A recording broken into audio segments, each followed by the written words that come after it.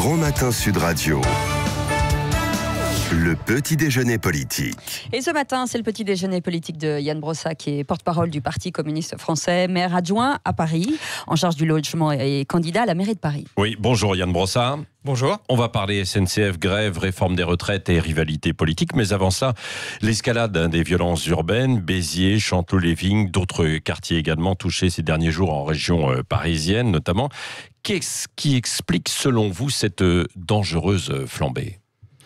D'abord, ces violences sont évidemment inacceptables. Elles se produisent dans des quartiers populaires. Ce sont d'ailleurs les habitants des quartiers populaires qui souffrent le plus de ce type d'événements et de cette insécurité. D'après ce que je comprends à Chanteloup-les-Vignes, tout cela est lié à une espèce de guerre de territoire. On a une maire qui se bat pour réhabiliter un quartier et on a des trafiquants qui, eux, se battent pour préserver le trafic menacé par la transformation du quartier. Moi, je pense que ça pose la question de la place de l'État et de la place de la police nationale dans ces quartiers. On a besoin de remettre de l'État dans un certain nombre de quartiers où, de fait, l'État a reculé au cours des dernières années. Donc on a besoin de moyens, on a besoin de policiers pour lutter contre la délinquance et pour démanteler ces trafics qui pourrissent la vie des habitants de nos quartiers populaires. Oui, donc réinstaller ces policiers au cœur des quartiers, au cœur des cités. Absolument, c'est ce que vous dites, quoi. Des policiers formés, des policiers en nombre, des policiers qui soient soutenus par leur hiérarchie. Vous savez, moi je suis élu du 18e arrondissement.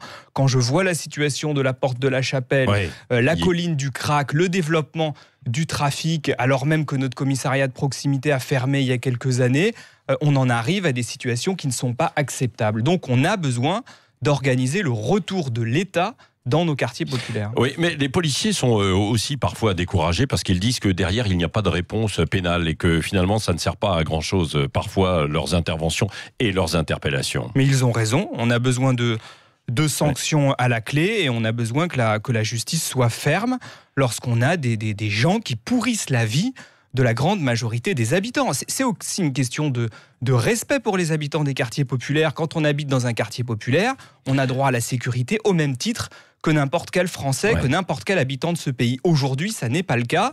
On a trop abandonné ces quartiers-là, donc on a besoin de moyens pour la police et pour la justice. Oui, c'était aussi un échec de l'intégration ou pas ? Je sais pas, je pense qu'on mêle un peu tout dans cette affaire. On a surtout des réseaux mafieux, des réseaux de trafiquants qui se sont constitués et qui aujourd'hui ont rendu la vie impossible dans un certain nombre de quartiers populaires. Je l'ai encore vu récemment chez moi dans le 18e. On a besoin de moyens pour démanteler ces trafics. Mais d'ailleurs, on s'apercevra quand on travaillera sur ces trafics que bien souvent, ils trouvent racine dans les beaux quartiers et que les gens qui sont à la tête de ces trafics n'habitent pas, eux, dans les quartiers populaires, mais ils pourrissent la vie de ces quartiers populaires. Donc, on a besoin de moyens pour lutter contre ça. Est-ce que la légalisation du cannabis, c'est pas une réponse directe, mais ce serait aussi une piste ? C'est une question, en tout cas. Elle mérite d'être posée sans tabou et sans dogmatisme. Oui. Bon, mais vous ne tranchez pas. À l'heure actuelle, non. C'est trop délicat. Non, je pense que la question mérite d'être posée, avec le risque quand même que ceux qui aujourd'hui trafiquent avec du shit se reportent sur un autre produit. Donc je ne suis pas persuadé qu'on règle le problème. Mais enfin, en tout cas, la question mérite d'être posée, étudiée, objectivée, sans opinion a priori. Et Yann Brossa, la fin d'année s'annonce assez mouvementée sur le plan social, notamment à la SNCF. Alors vous êtes opposé à la réforme des retraites, mais est-ce que vous soutenez l'appel à la grève illimitée ? Oui, je soutiens la mobilisation des cheminots et je suis persuadé que cette mobilisation sera au final très large. Parce que cette réforme des retraites, elle n'inquiète pas que les cheminots. Elle inquiète beaucoup de Français. C'est une grève interprofessionnelle d'ailleurs. C'est une grève absolument interprofessionnelle parce qu'il y a une inquiétude très forte sur ce que sera cette réforme des retraites. On nous dit ce sera une réforme des retraites par points. On le sait, il y a des pays qui ont mis en place la retraite par points, notamment la Suède. Ça s'est traduit par une baisse des pensions de retraite pour les femmes, pour 92% des femmes en Suède. Donc, la réforme des retraites, elle risque de se traduire par une baisse des pensions. Est-ce que c'est ce qu'on veut ? Je pense que c'est dangereux et que donc les cheminots, comme d'autres, ont raison de se mobiliser. Mais Yann Brossa, est-ce qu'il faut que le gouvernement retire carrément son projet alors de réforme des retraites ?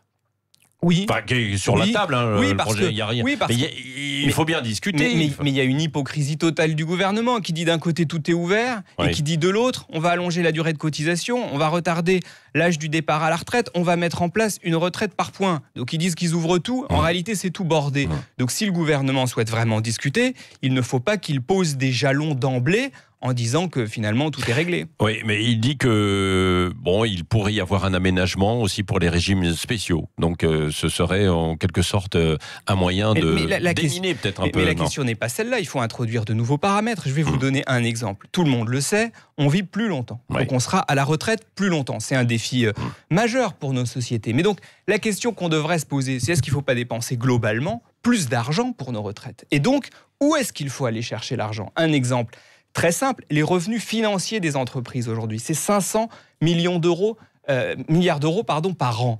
Est-ce que du côté de ces revenus-là, on n'aurait pas intérêt à en prendre une partie pour financer les retraites? Si on les soumettait à une cotisation de 10%, ça nous ferait rentrer 50 milliards d'euros dans les caisses de retraite. Moi, je préfère qu'on aille chercher du côté des revenus financiers des entreprises pour financer des bonnes retraites, plutôt que de raboter sur nos retraites. En attendant, Yann Brossat, retrait de la réforme, c'est ce que vous dites clairement. Je pense en tout cas que le gouvernement ferait bien de geler cette réforme et de discuter vraiment, sans commencer par poser des jalons comme il le fait aujourd'hui. Oui, les Gilets jaunes pourraient rejoindre le mouvement. Vous croyez à cette résurgence des Gilets jaunes? Moi, je crois qu'on va assister dans les semaines qui viennent à un regain de colère sociale.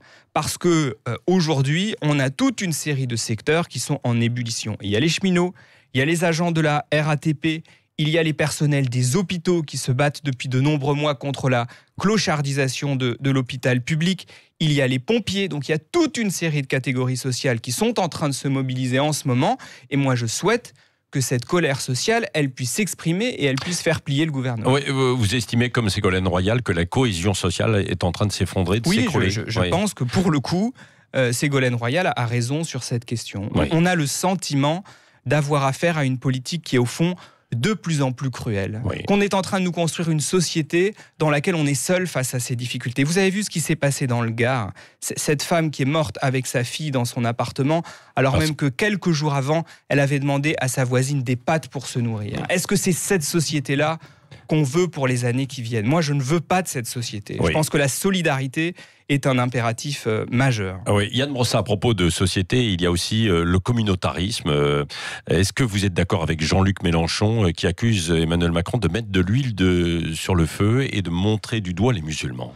Absolument. Et je pense qu'il y a une stratégie délibérée d'Emmanuel Macron depuis plusieurs semaines maintenant, qui consiste à agiter le débat sur l'immigration, à agiter le débat sur le voile, pour ne pas parler de la question sociale. Parce qu'Emmanuel Macron est en difficulté sur la question sociale. Et donc on a affaire à une gigantesque opération de diversion qui vise à parler de ces questions-là pour ne pas parler des enjeux sociaux et du service ce qui s'est passé au Conseil régional de Bourgogne-Franche-Comté. Il n'était pas obligé de prolonger cette séquence artificiellement en donnant une interview à Valeurs Actuelles. Ouais. On a par ailleurs eu le ministre de l'Éducation nationale qui en a fait des caisses sur cette question-là de manière totalement intempestive.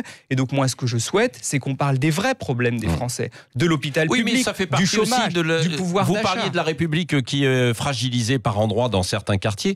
Ça fait partie aussi peut-être de ça, avec cette fragmentation, la montée du communautarisme, non? Ce qui permet de lutter contre la fragmentation, c'est précisément l'État, c'est le service public, c'est la République. Or, ce même gouvernement fragilise le service public. Puis par ailleurs, on a beaucoup parlé du voile, on a parlé de cette question des sorties scolaires. Vous savez, moi je suis élu de la Goutte d'Or.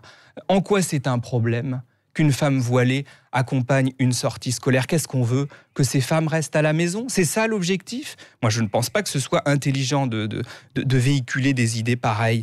Donc, parlons des vrais problèmes et à mon avis, la France s'en portera mieux. Le voile, c'est un signe distinctif quand même assez fort. C'est un signe militant, quasi politique, non? Vous savez, quand on discute... Non, mais vous êtes d'accord avec ça ou pas? Non, moi je pense que quand on discute... Non, vous n'êtes pas d'accord avec ça? Non, je pense que quand on on n'est pas obligé discute... de porter un voile. Quand on discute mais est-ce qu'on est obligé de porter un voile quand on est musulman? Beaucoup de musulmans vous le disent. Ils disent qu'il n'y a pas besoin de porter en fait le voile. Donc c'est une forme de revendication, Yann Brossat, non? Il se trouve que ces femmes, je discute avec elles. Oui. Et quand on discute avec ces femmes, on s'aperçoit qu'on est parfois très loin des caricatures qu'on véhicule. Les femmes de la Goutte d'Or que je côtoie, ce ne sont pas des femmes soumises. Et pourtant, bon nombre d'entre elles portent un voile. Ce sont des femmes qui se battent contre les fermetures de classes dans nos quartiers. Ce sont des femmes qui s'engagent dans les associations de parents d'élèves. Et elles ne s'engagent pas comme musulmanes. Oui. Elles s'engagent comme habitantes du quartier qui défendent les intérêts de leurs habitants. Donc, traitons-les comme n'importe quelle femme plutôt que de les montrer du doigt. Qu'est-ce qu'elles vous disent? Pourquoi est-ce qu'elles portent le voile? Parce que c'est un choix qu'elles ont fait. Mais je vais même vous dire une chose, ça ne me regarde pas. Ça n'est pas à moi, non. Ça n'est pas à moi de leur demander. Mais ça n'est pas à moi de leur demander ce qui les motive. Oui. Moi, je souhaite qu'on les traite comme n'importe lequel de nos concitoyens et qu'on leur permette de faire leur devoir d'habitantes du quartier. Moi, je préfère que ces femmes-là fassent les sorties scolaires, s'engagent dans leur quartier, plutôt que de les voir rester à la maison. Oui, bon, en tout cas, c'est une politique et un choix d'Emmanuel Macron, ce que vous avez dit, de continuer de parler de ce sujet pour faire monter Marine Le Pen, c'est ça? Oui, je pense que la stratégie d'Emmanuel Macron, depuis 2017 d'ailleurs, c'est de construire un face-à-face avec Marine Le Pen parce que c'est sa seule chance d'être réélue. Yann Brossat, parlons aussi d'un secteur qui vous concerne directement puisque vous êtes adjoint au logement à Paris. Vous êtes en guerre contre Airbnb. Alors on a cru comprendre que le ministre du Logement, Julien Denormandie, avait demandé une nouvelle liste pour que les personnes qui louent un Airbnb déclarent en fait un petit peu plus et que les mairies soient au courant. Est-ce que vous y voyez un petit peu plus clair, vous, dans ce qui a été mis en place? Moi, j'y vois très clair. C'est un combat que je porte depuis longtemps à Paris, lutter contre les dérives liées à Airbnb. Le ministre a annoncé quelques mesures, mais qui ne changent pas le fond de l'affaire. Le gouvernement est extrêmement timide sur cette question-là, parce qu'il est très soumis aux lobbyistes d'Airbnb. Simplement, aujourd'hui, le sujet Le gouvernement est soumis au lobby du Airbnb. Le gouvernement est totalement soumis au lobby Airbnb. La meilleure preuve, c'est qu'il y a un amendement qui a été adopté au Sénat et qui vise à ce qu'on puisse mieux réguler Airbnb.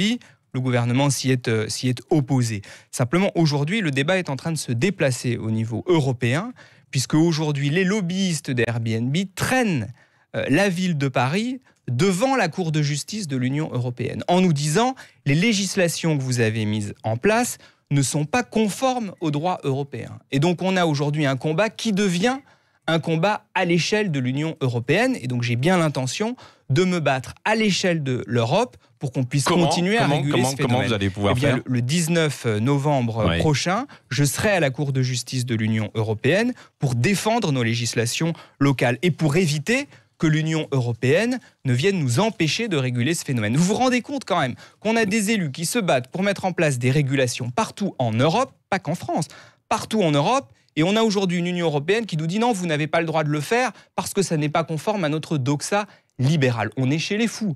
Et donc j'irai à la Cour de justice de l'Union européenne pour plaider la cause des villes, pour qu'on arrête de nous mettre des bâtons dans les roues. Yann Brossat, le mot de la fin avec Cécile de Ménibus. Oui, vous êtes candidat à la mairie de Paris aux élections municipales. Pour l'instant, la division entre Griveaux et Villani fait belle part à la gauche. Est-ce que vous deviez l'annoncer à l'automne? Est-ce que votre ralliement à Anne Hidalgo est opéré? Vous en êtes où? Pas de ralliement aujourd'hui. Il y a des discussions qui se poursuivent. Elles se poursuivront sans doute courant novembre. Et donc, c'est une décision que nous prendrons à l'automne. En tout cas, aujourd'hui, je ne peux pas vous annoncer de décision sur cette question. C'est à l'automne, ça y est, ça se termine l'automne bientôt. Donnez-moi encore quelques temps, parce que les discussions ont besoin de se poursuivre. Voilà, c'est ouvert. Moi, je me bats pour des idées, pour des convictions, pour que Paris soit une ville plus accessible aux classes moyennes et aux familles modestes. Pour l'instant, on n'a pas encore d'aboutissement à nos discussions. Et un mot sur Griveaux et Villani, non ? Ils parlent très bien d'eux-mêmes. Ouais. Donc j'ai pas besoin d'en rajouter. Ce qui est sûr, c'est que Benjamin Griveaux est un vrai repoussoir. Et que si Cédric Villani est candidat, c'est sans doute qu'à La République En Marche, Benjamin Griveaux ne fait pas l'unanimité. Enfin, c'est le sentiment que j'ai en tout cas. Et vous préférez Villani ? Moi, je préfère ni l'un ni l'autre. Je préfère la gauche, et une gauche qui... Rachida Dati ? Rachida Dati, c'est une vraie candidate, elle est connue. C'est une vraie candidate pour vous. C'est une concurrente redoutable, bien sûr. Merci Yann Brossat, porte-parole du Parti communiste français, était l'invité ce matin de Sud Radio. Restez avec nous, on revient dans un instant, 7h56, c'est Grand Matin Sud Radio. 5h-10h, le Grand Matin Sud Radio.